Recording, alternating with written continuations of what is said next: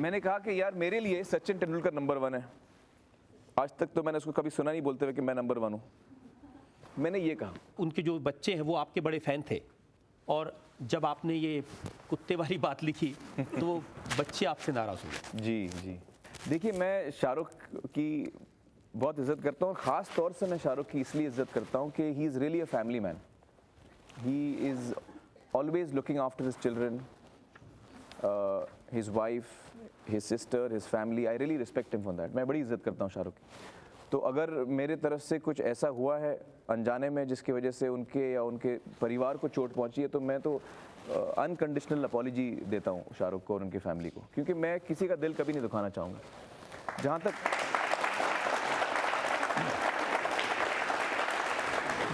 देखिए, आप अमेरिका से आ रहे थे जी, और फिर जब वापस आए तो आपसे पूछा कि भाई आपकी तलाशी हुई।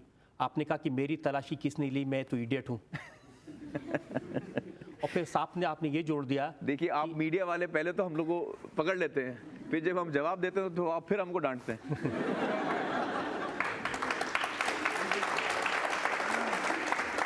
अब मैं एयरपोर्ट से आया तो मुझे कोई पूछता है कि भाई आपकी तलाशी हुई, तो मुझे या तो मैं बोलूँगा नो कमेंट्स, क्या बोलूँ मैं। तो मैंने कहा कि नहीं हुई। तो क्यों नहीं हुई? अब मैं 8 घंटा फ्लाइट में बैठ के आया हूँ, मुझे पूछ रहा है कि तलाशी क्यों नहीं हुई। अब मैं क्या जवाब दूँ क्यों नहीं हुई। तो जो मेरे जहन में आया मैंने बोला मेरी नहीं हुई क्योंकि मैं इडियट हूँ, तो मेरी तो इडियट लोगों की तलाशी नहीं होती। आपने ये नहीं बताया कि साथ साथ आपने ये कहा कि शाहरुख की इसलिए हुई कि वो बहुत अपने आप को इंटेलिजेंट समझता है।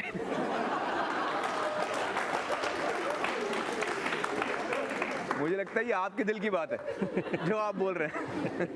ये बात सही है कि आप पहले कभी मजाक नहीं करते थे, पहले कभी रिएक्ट नहीं करते थे, और ये जब सिलसिला शुरू हुआ तो फिर ये सिर्फ शाहरुख तक नहीं रुका। अब क्या कह दिया मैंने? सलमान के बारे में आपने क्या किया?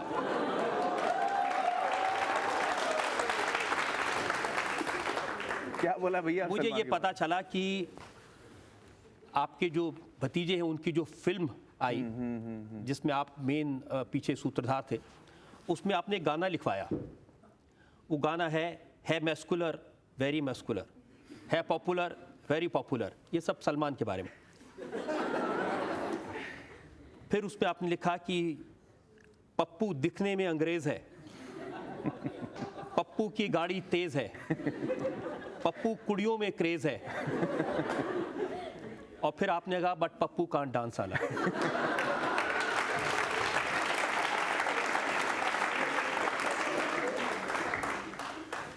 देखिए ये सच है कि ये फिल्म मेरी है, मैंने प्रोड्यूस की है, और उस फिल्म में ऐसा गाना भी है, लेकिन ये सलमान पर बिल्कुल नहीं है।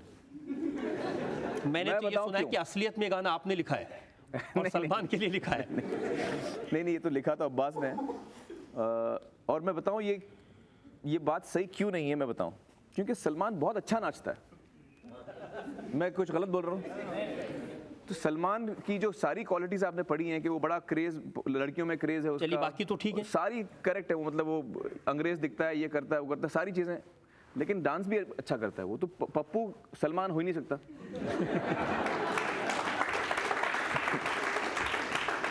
अब 3 इडियट्स है, फिल्म तो भी रिलीज नहीं हुई है, लेकिन कुछ अंदर के लोगों ने मुझे बताया कि उसमें आपका करीना कपूर के साथ बहुत लंबा किस का सीन है। अरे बाप।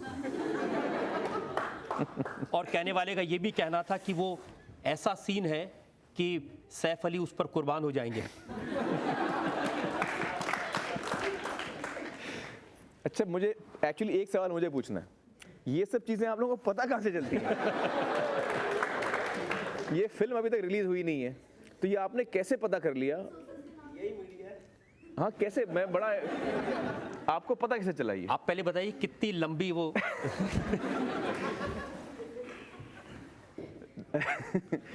देखिए अब आप फिल्म देखेंगे तो पता चलेगा। टाइम तो किया नहीं मैंने उसको कभी, लेकिन एक रोमांटिक मोमेंट है अच्छा सा। लेकिन ये सब पता कैसे चलता है आपको? फिल्म तो अभी लगी नहीं है। क्या ये सच है कि ये एक ऐसा स्टंट है जो इनकी जो फिल्म है कुर्बान, इसको ही कुर्बान कर देगा? नहीं ऐसा बल्कि स्टंट बिल्कुल नहीं है। अगर स्टंट होता तो हमारी फिल्म में प्रोमो में आपको दिखता हो। प्रोमो में आपको कहीं नजर नहीं आ रहा। आपने अभी ये सवाल पूछ लिया तो ये बात खुल गई। और आप सोच रहे हैं कि कौन है वो अब जिसने मैं लीक सोच किया? रहा हूँ किसने लीक किया, मैं कैसे किसको पकड़ूं जाके। क्योंकि ये ना तो हम हमारे प्लान में भी नहीं है कि हम इसको इस्तेमाल करें, क्योंकि हमारे फिल्म का ये सेलिंग पॉइंट नहीं। हमने फिल्म जो बनाई है, हम इन चीज़ों पे थोड़ी हम अपनी फिल्म बेचते हैं या लोगों को अंदर बुलाते हैं इन चीज़ों पे। हमारी फिल्म जो है वो उसकी कहानी इतनी कमाल की है, ये मेरा मानना है कि इसका जो यूनिक पॉइंट है फिल्म का वो उसकी कहानी है। इतनी बेहतरीन चीज़। और राजू जो डायरेक्टर हैं जिस किस्म के, उनकी खासियत ये है कि वो आपको एंटरटेन करते हैं, साथ साथ में आपको एनरिच करते हैं। मतलब ये कि वो आपको मज़ा भी आएगा और कुछ आपको मिलेगा फिल्म से। जैसे उन्होंने बनाई थी गांधीगिरी, मुन्ना भाई लगे रहो, मुन्ना भाई MBBS।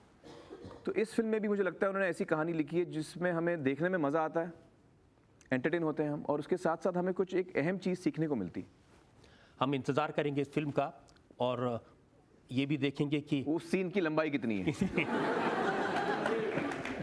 और इस वक्त एक ब्रेक के लिए रुकेंगे और ब्रेक के बाद जब हम मिलेंगे तो आपकी अदालत में आमिर खान पर जनता के मुकदमे का एक और दौर।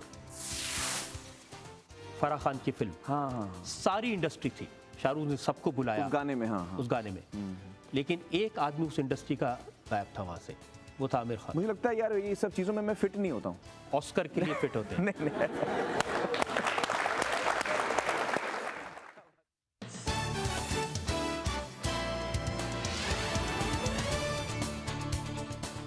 आपकी अदालत में आज हम जनता की तरफ से सफाई मांग रहे हैं फिल्म स्टार आमिर खान से। आपकी अदालत में अगला इल्जाम। आपकी अदालत में आमिर खान पर इल्जाम है कि ये सबसे ज्यादा एरोगेंट हैं। यहाँ तो आप बहुत अच्छी अच्छी बातें कर रहे हैं, बड़े प्यार से जनता के सामने बात कर रहे हैं, लेकिन फिल्म इंडस्ट्री के लोग कहते हैं कि जब ये मैदान में आता है तो फिर इसकी एरोगेंस देखने वाली होती है। रिसेंट एक उदाहरण मुझे किसने दिया, 3 इडियट्स का ट्रेलर आपने मीडिया को दिखाया, गाना रिलीज हुआ, लेकिन फिल्म की हीरोइन करीना कपूर नदारत थी। नादारत मतलब वहाँ मौजूद नहीं थी। अच्छा। इसलिए कि जब आमिर है तो फिर किसी की क्या ज़रूरत। नहीं, ऐसी बात नहीं, बिल्कुल ऐसा नहीं है। बल्कि मैं किसी एंगल से एरोगेंट नहीं हूँ। जो हमारा प्रोमो था उसमें राजू जी, विनोद और मैं थे प्रोमो रिलीज़ करने के समय। उसके बाद हमने प्रोमो रिलीज़ किया जिसमें कि माधवन, शर्मन और मैं, जो ऑल इज़ वेल गाना है वो हमने रिलीज़ किया, और जो रोमांटिक गाना है करीना के साथ वो करीना और मैंने मिलकर रिलीज़ किया। तो ये प्लानिंग थी विनोद जी की, जो प्रोड्यूसर हैं इस फिल्म के, कि ये हर गाना जो है 3 लोग अलग अलग रिलीज़ करेंगे, सिर्फ एक गाना 2 लोग रिलीज़ करेंगे।